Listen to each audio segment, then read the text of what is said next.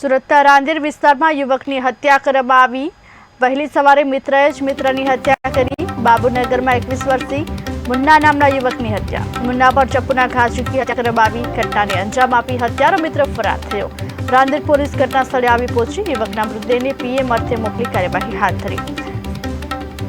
સમગ્ર ઘટનાની જાણ થતાં પોલીસ કાફલો ઘટના સ્થળે પહોંચ્યો। પોલીસે ઘટના સ્થળે પહોંચી આગળની કાર્યવાહી હાથ ધરી।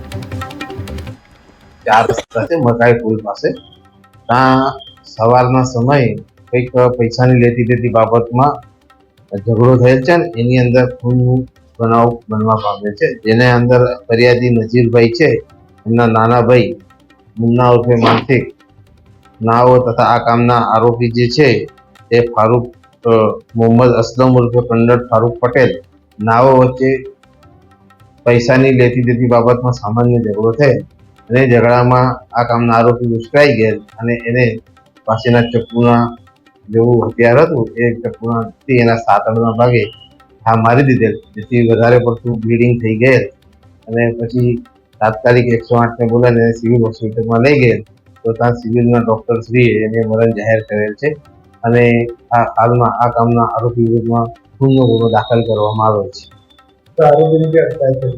આરોપી અત્યારે ત્યાંથી પોતા નાસી ગયેલ છે અને તપાસ ચાલે છે।